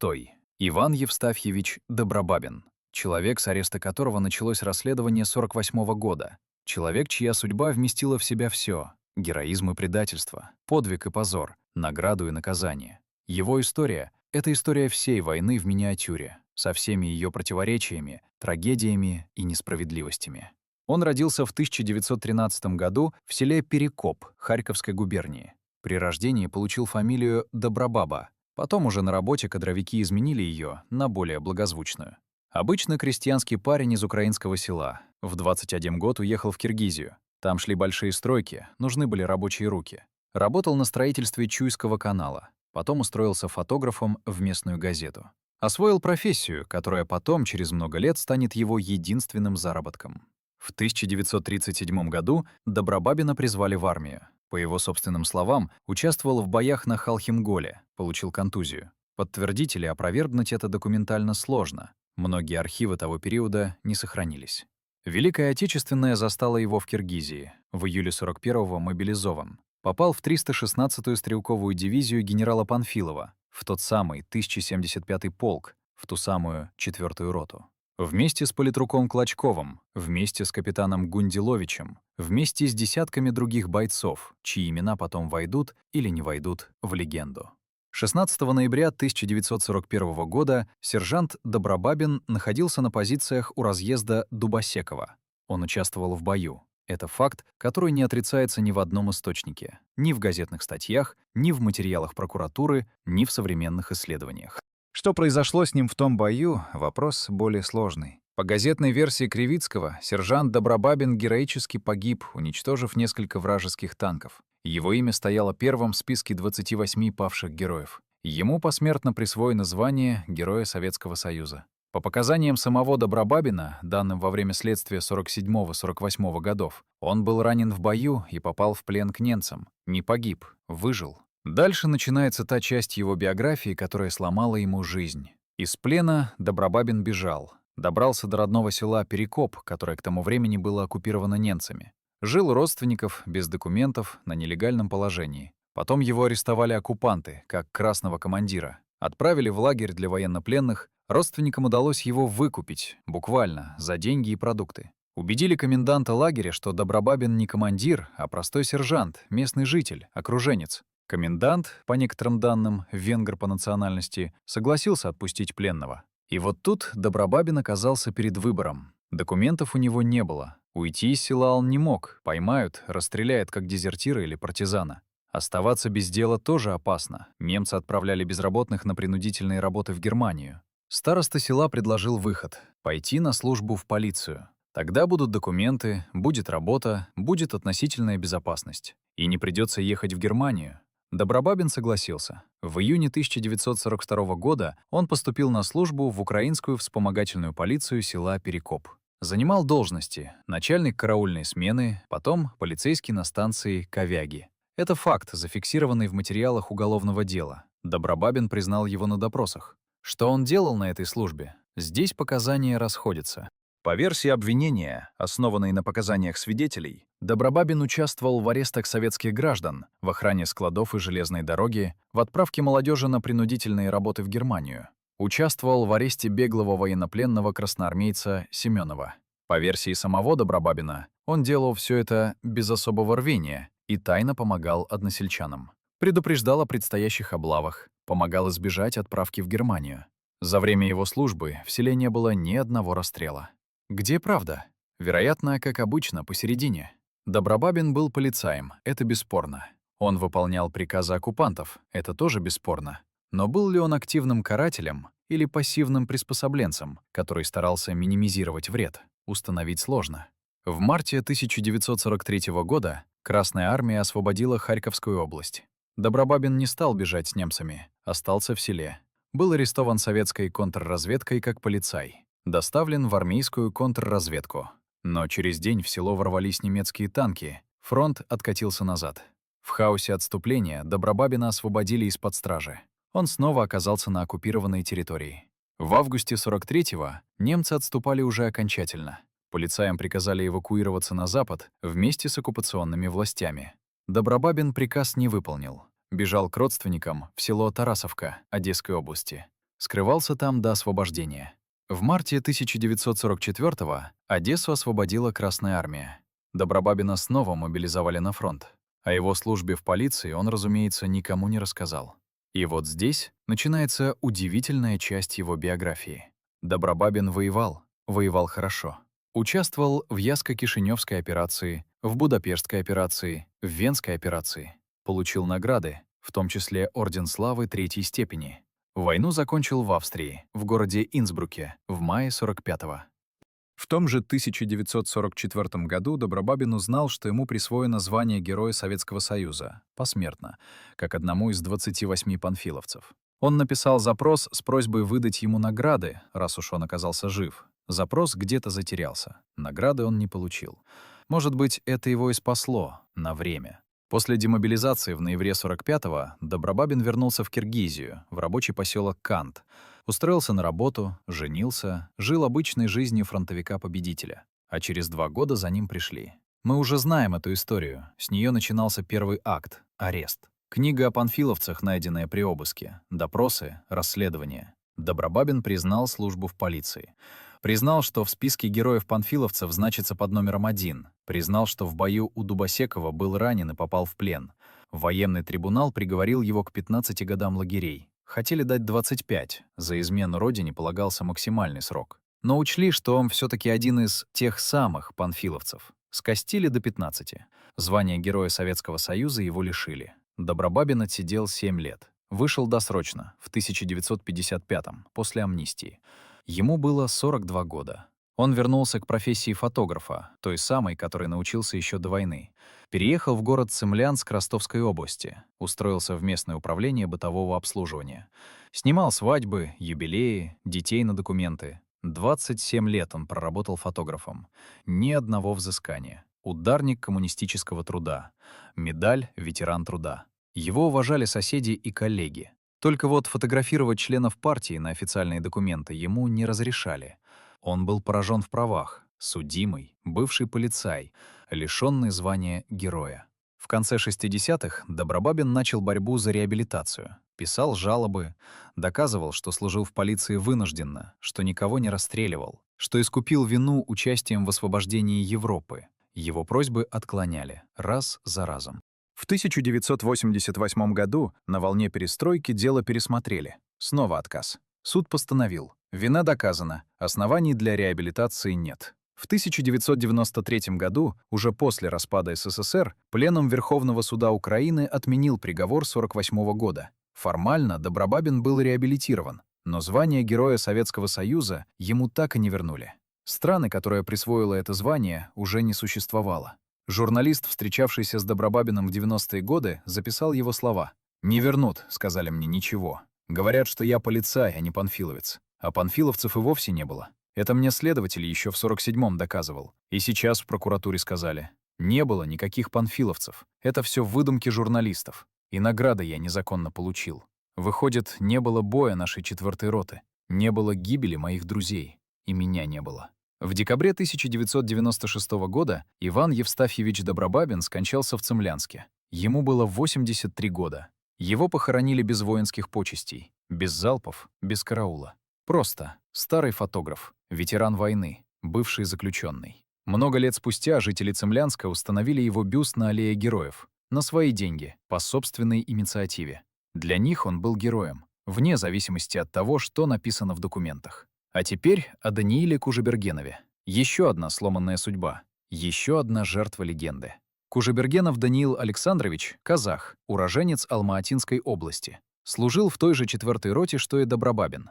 Его имя тоже попало в список 28 героев. Но Кужебергенов в бою у Дубосекова не участвовал. Это он сам заявил на допросе в мае 42 года, когда его арестовал особый отдел НКВД. Он был в плену. Попал туда при других обстоятельствах, в другом месте. Когда его арестовали и начали допрашивать, он сказал: «Да, я тот самый Кужебергенов из списка панфиловцев, но в бою у Дубосекова меня не было». Что произошло дальше, мы уже знаем. Командование решило заменить неправильного Кужебергенова на правильного. В указ вписали Оскара Кужебергенова, несуществующего человека. А Даниил Кужебергенов остался с клеймом. Был в плену, не участвовал в подвиге, которому обязан своим местом в списке. Его судьба после войны покрыта туманом. Документов мало, свидетельств почти нет. Звание героя ему, разумеется, не дали. Он не был официально включен в число награжденных. Его заменили на вымышленного Оскара. Историк Георгий Куманёв, специально занимавшийся судьбами панфиловцев, утверждал, что лично встречался с Кужебергеновым в послевоенные годы. По его словам, Кужебергенов действительно участвовал в бою у Дубосекова, и его исключение из списка было несправедливым. Но это свидетельство не подкреплено документами. Васильев Илларион Романович и Шемякин Григорий Милентьевич — еще двое из воскресших панфиловцев. Их судьбы сложились иначе. Они выжили в бою. Были ранены, вынесены с поля боя, попали в госпитали, поправились, вернулись в строй. Еще в августе 42-го, через 9 месяцев после боя, обратились в военную прокуратуру с требованием выдать им награды. Им отказали. Официально они числились погибшими. Исправлять ошибку никто не стал. Только после войны, когда начались проверки и расследования, Васильеву и Шемякину наконец вручили награды. Не посмертно, лично. Они дожили до этого дня. Но их показания в ходе расследования 48-го года почему-то не учли. Они были живыми свидетелями боя. Они могли рассказать, что там происходило на самом деле. Но следователи их не допрашивали. Почему? Историк Кирилл Дроздов, изучавший материалы дела, предполагает, что расследование было заказным, направленным против конкретных людей или институций. Но это теория, не доказанная документально. Шадрин Иван Демидович, 4-й из выживших. О его судьбе известно меньше всего. Он тоже был ранен в бою, тоже выжил, тоже был включен в список погибших героев. Потом, когда выяснилось, что он жив, получил награды. Вот такие судьбы.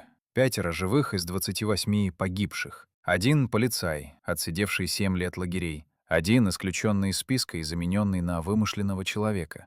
2 получившие награды только после войны. И 1 почти забытый историей. А теперь вопрос: кто виноват в этих сломанных судьбах? Журналист Кривицкий, который составил список по памяти, без проверки? Командир Гундилович, который диктовал ему фамилии? Командование, которое не стало сверять списки перед указом о награждении? Прокуратура, которая провела расследование через 7 лет, когда было уже поздно что-либо исправить? Или, может быть, сама система, которая требовала героев любой ценой, которая предпочитала красивую легенду неудобной правде, которая готова была наградить несуществующего человека, лишь бы цифры сошлись? На эти вопросы нет простых ответов, но задавать их необходимо, потому что за каждой легендой живые люди, с их судьбами, их болью, их несправедливо прожитыми жизнями. И если мы хотим помнить героев, мы должны помнить их настоящими, не бронзовыми, не плакатными, живыми. А сейчас я расскажу о том, что происходило с легендой после 48-го года, как она жила, как ее пытались разрушить, как ее защищали. И почему споры о 28 панфиловцах не утихают до сих пор? Акт 7. 10 мая 1948 года. Справка-доклад о 28 панфиловцах легла на стол секретаря ЦК Андрея Жданова. Выводы прокуратуры однозначны. Подвиг — вымысел журналистов. Что делать с этой информацией? Жданов принял решение, которое определит судьбу легенды на десятилетия вперед. Согласно свидетельству историка Георгия Куманёва, ссылающегося на слова маршала Жукова, Жданов ознакомился с материалами и заключил: материалы сшиты белыми нитками. Комиссия явно перегнула палку. Дело приказано сдать в архив, засекретить, забыть. Это свидетельство не подтверждено документально, оно известно только со слов Куманёва. Но результат очевиден. Справка Афанасьева легла в архив с грифом «Совершенно секретно». Памятники остались стоять, учебники не переписали. Легенда продолжала жить. Почему? Потому что к 1948 году 28 панфиловцев уже стали символом. Не просто историей одного боя, символом всей обороны Москвы, всего мужества советского народа, всей войны. Разрушить этот символ означало бы признать, что государство лгало, что герои не совсем герои, что подвиг не совсем подвиг. Этого власть позволить себе не могла. Особенно в 1948 году, когда начиналась холодная война, когда идеологическое противостояние с Западом выходило на новый уровень, когда стране нужны были символы победы, а не разоблачения. Следующие 18 лет легенда жила неприкосновенной. Они писали книги, снимали фильмы, слагали стихи. Ее изучали в школах. Ее цитировали на партийных собраниях. Фраза «Велика Россия, а отступать некуда, позади Москва» стала крылатой. Первая попытка публично усомниться в легенде произошла в 1966 году. Журнал «Новый мир», тот самый, который при Твардовском печатал Солженицына, опубликовал статью Эмиля Кардина «Легенды и факты». Кардин не имел доступа к засекреченным материалам прокуратуры, но он был внимательным исследователем. Он обратил внимание на противоречия в официальной версии. Он задал неудобные вопросы, откуда взялась цифра 28, почему некоторые погибшие оказались живы. Как журналист, не бывший на месте боя, мог знать подробности? Реакция последовала незамедлительно. И какая реакция? Леонид Ильич Брежнев, тогда уже генеральный секретарь ЦК КПЦЦ, лично высказался по этому поводу. На встрече с деятелями культуры он назвал отрицание официальной версии клеветой на героическую историю нашей партии и нашего народа. Это документально подтвержденный факт. Генеральный секретарь партии лично встал на защиту легенды. Кардина после этого не печатали, тему закрыли. Сомневаться в подвиге 28 панфиловцев стало политически опасно. Но вопросы никуда не делись, они просто ушли в самоздат, в кухонные разговоры, в закрытые обсуждения историков. Люди, имевшие доступ к архивам, знали правду, но говорить о ней вслух было нельзя.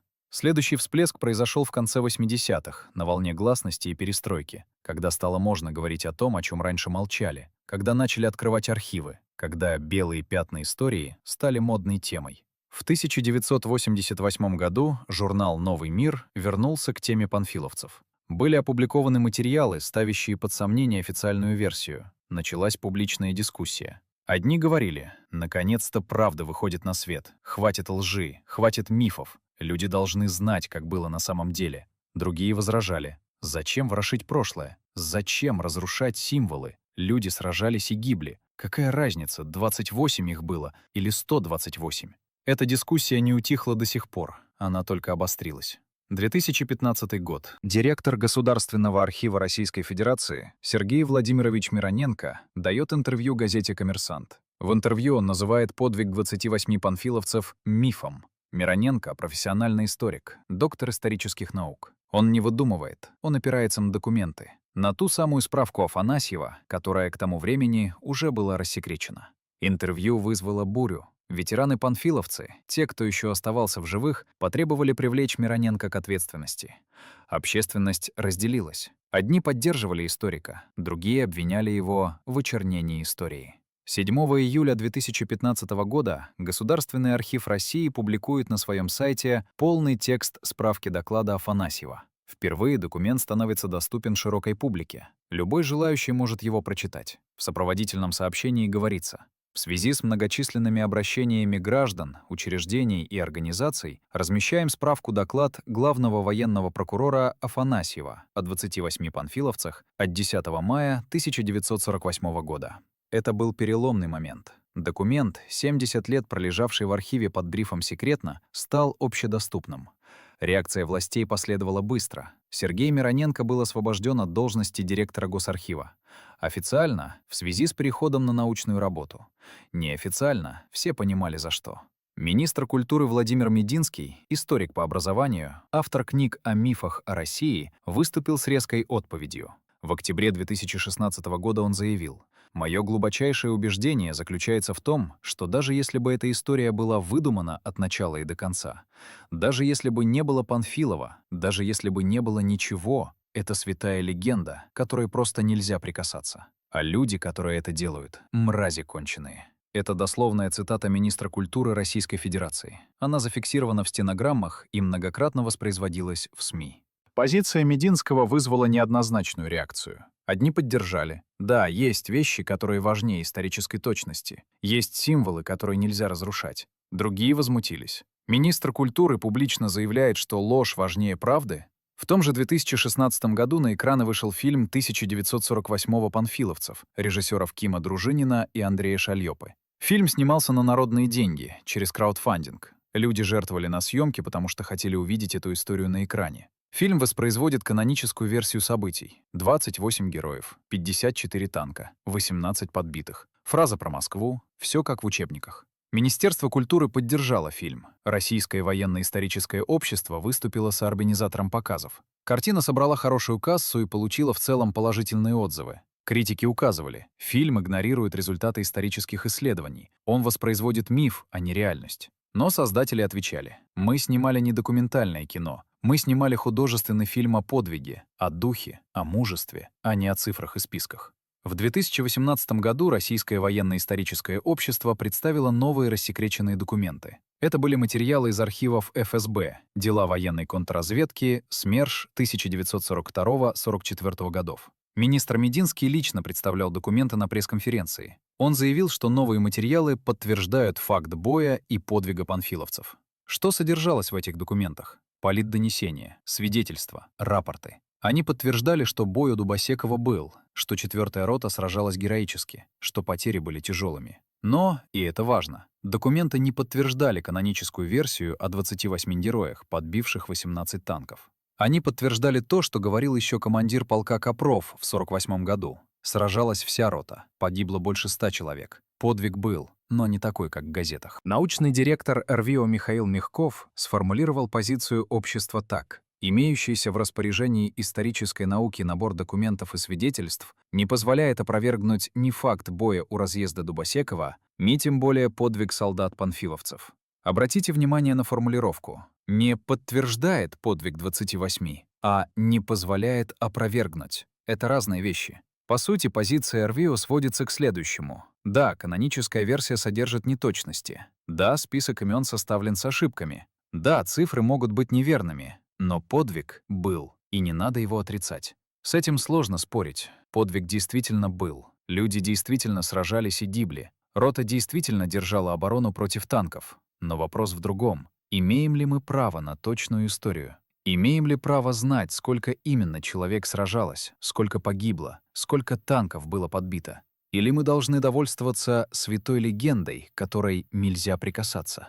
Этот вопрос раскалывает общество до сих пор. Одна сторона говорит, история должна быть точной, факты должны быть проверены, мифы должны быть отделены от реальности. Это не очернение, это уважение к памяти. Настоящий подвиг не нуждается в приукрашивании. Другая сторона возражает. Есть вещи важнее фактов. Есть символы, которые объединяют народ.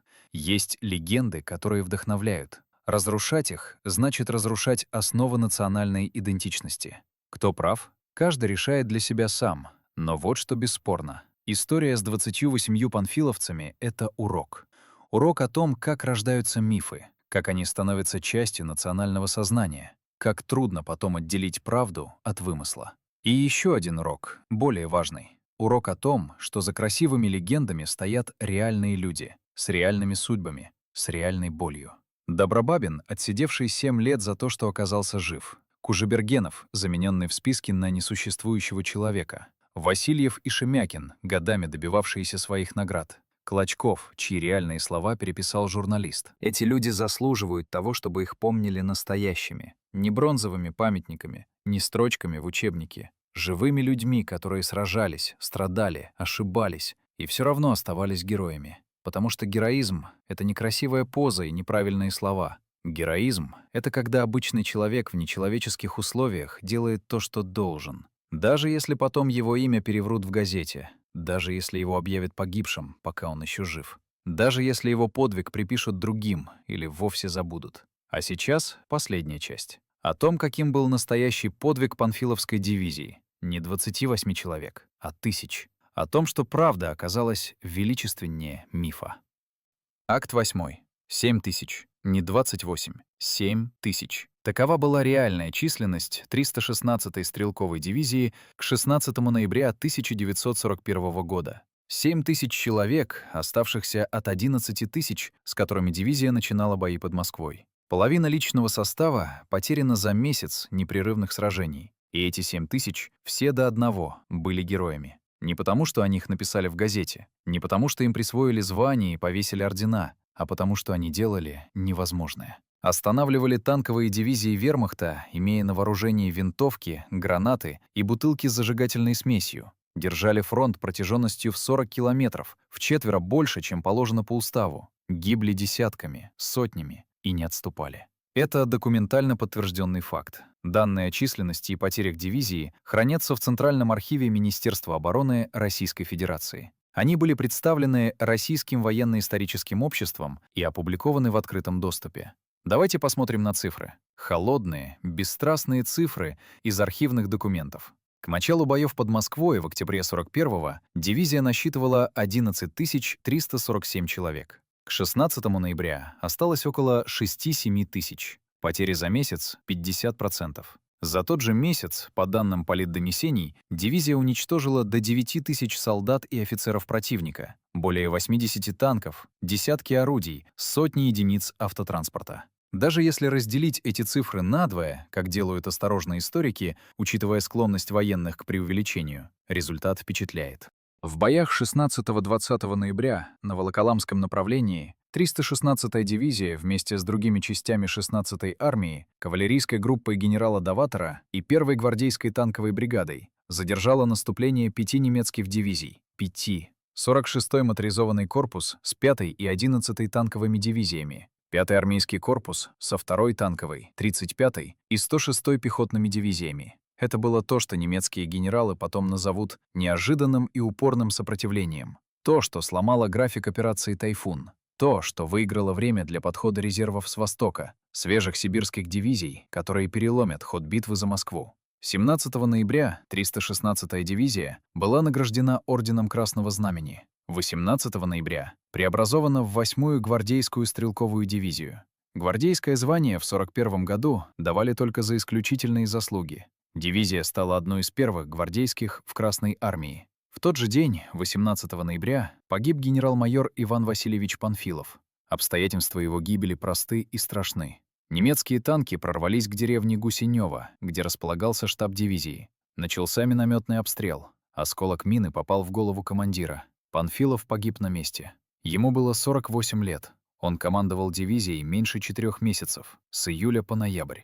За это время он превратил толпу необстрелянных призывников в боеспособное соединение, способное противостоять лучшим частям вермахта. Он не дожил 2 дней до того, как узнал о присвоении дивизии гвардейского звания. 23 ноября дивизии было присвоено почетное наименование имени генерал-майора Панфилова И.В. С тех пор ее называли Панфиловской. 12 апреля 1942 года Ивану Васильевичу Панфилову посмертно присвоено звание Героя Советского Союза за образцовое выполнение боевых заданий командования и проявленные при этом отвагу и геройство. Это бесспорный подвиг. Подвиг командира, который своим примером, своим умом, своей заботой о людях создал соединение, ставшее легендой. Не благодаря газетным статьям, благодаря тому, что делал каждый день на протяжении тех страшных месяцев. А теперь о 4-й роте, о тех, кто сражался у разъезда Дубосекова. В роте было около 140 человек. После боя 16 ноября, по показаниям командира полка Копрова, погибло свыше 100, то есть выжило не больше 30-40. Из 140 — 100 погибших. Это 70% потерь за один бой, за несколько часов. Эти 100 человек, все до одного, заслуживают звания героев. Не 28 из них, отобранные по памяти командиром роты и занесенные в газетный список. Все 100. Каждый, кто был в тех окопах. Каждый, кто бросал гранату в танк. Каждый, кто поднимал бутылку с зажигательной смесью на бронированную машину. Мы не знаем их имен. Большинство из них так и остались безымянными. Списки личного состава роты не сохранились или были утрачены. Те, кто выжил, помнили не всех. А журналист, которому поручили написать о подвиге, ограничился 28 именами, потому что такая цифра была ему названа. 100 человек превратились в 28. Реальная трагедия — в красивую легенду. Массовый героизм — в подвиг отобранных. Справедливо ли это? Нет. Нужна ли была эта легенда? В 41 году, возможно, да. Стране нужны были символы. Армии нужны были примеры для подражания. Людям нужна была надежда. История о 28 героях, остановивших танковую армаду, давала все это. Но сейчас, 80 лет спустя, мы можем позволить себе правду. Правду более сложную, чем миф, более трагичную и, как ни парадоксально, более величественную. Потому что правда состоит в том, что у Дубосекова сражались не 28 человек, а больше 100. Что на Волоколамском направлении героически держались не 28 панфиловцев, а 7000. Что Москву защищали не отдельные герои из газетных очерков, а миллионы обычных людей, делавших невозможное. Это правда, которая не умаляет подвиг, а увеличивает его. Делает его не исключением, а правилом. Не подвигом избранных, а подвигом народа. И вот какой урок из этой истории. Мы привыкли думать о героях как об особенных людях. Людях с железной волей, несгибаемым характером, исключительными способностями. Людях, которые изначально были созданы для подвига. Но правда в том, что большинство героев — обычные люди. Бухгалтеры, как Клочков, фотографы, как Добробабин, колхозники, рабочие, студенты, учителя. Люди, которые до войны считали накладные, пахали землю, растили детей, которые никогда не думали, что окажутся в окопе с гранатой в руке против танка. Война сделала их героями. Не потому, что они были особенными, а потому, что обстоятельства не оставили выбора. Потому что за спиной была Москва. Потому что отступать было некуда. И они не отступили. Политрук Клочков, бухгалтер, ставший командиром, способным расстрелять труса перед строем, погиб в 30 лет, оставив годовалую дочь и жену. Генерал Панфилов, кадровый военный, превративший необстрелянных призывников в гвардейцев, погиб в 48, не дожив до победы, в которую верил. Сотни бойцов 4-й роты, чьи имена мы никогда не узнаем, погибли в тот ноябрьский день у железнодорожного разъезда, название которого теперь известно каждому. Они заслуживают памяти, настоящей памяти, не мифологизированной, не приукрашенной, не подогнанной под газетный формат. Память — это не бронзовый памятник, не строчка в учебнике, не красивая фраза, придуманная журналистом. Память — это знание. Знание о том, что было на самом деле. Знание о реальных людях с их реальными судьбами. Знание о том, какой ценой далась победа. 28 панфиловцев — миф. Красивый, вдохновляющий, нужный в свое время, но миф. 7000 панфиловцев — правда. Страшная, трагичная, величественная. Правда о людях, которые сделали невозможное. И когда вы в следующий раз услышите фразу «Велика Россия, а отступать некуда, позади Москва», вспомните не только 28 имен из газетного списка. Вспомните тысячи безымянных, которые тоже стояли насмерть, которые тоже не отступили, которые тоже заслуживают того, чтобы их помнили. Потому что настоящий подвиг не нуждается в красивой обертке. Он велик сам по себе. На этом я заканчиваю свое расследование. Вы узнали правду о 28 панфиловцах. Правду, которая 70 лет хранилась в архивах под грифом «секретно». Правду, которая сложнее и трагичнее красивого мифа. Вы узнали о людях, чьи судьбы сломала легенда. О Добробабине, отсидевшем 7 лет за то, что оказался жив. О Кужебергенове, замененном на несуществующего человека. О Клочкове, чьи слова переписал журналист. И вы узнали о настоящем подвиге. Подвиге не 28, а 1000. Подвиге Панфиловской дивизии, остановившей врага на подступах к Москве.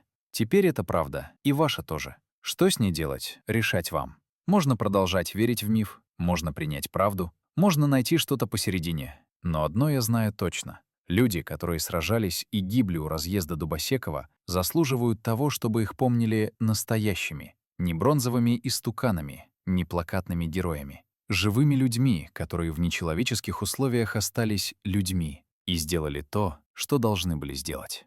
Подпишитесь на канал «Утерянные страницы СССР», чтобы узнавать правду о советской истории. Без мифов, без приукрашиваний, без удобной лжи. Нажмите на колокольчик, чтобы не пропустить новые расследования. Поставьте лайк, если считаете, что люди должны знать свою настоящую историю. Что правда, даже неудобная, даже сложная, лучше красивого вымысла. Напишите в комментариях, какой факт из этого расследования поразил вас больше всего. Что вы думаете о том, нужны ли нам мифы или лучше знать правду? Мне важно ваше мнение. И поделитесь этим видео с теми, кто интересуется историей. С теми, кто хочет знать, как было на самом деле. С теми, кто помнит и чтит подвиг наших дедов и прадедов. Настоящий подвиг, а не газетную легенду. Потому что память — это не только право, это обязанность. Спасибо, что были со мной. До встречи в следующем выпуске.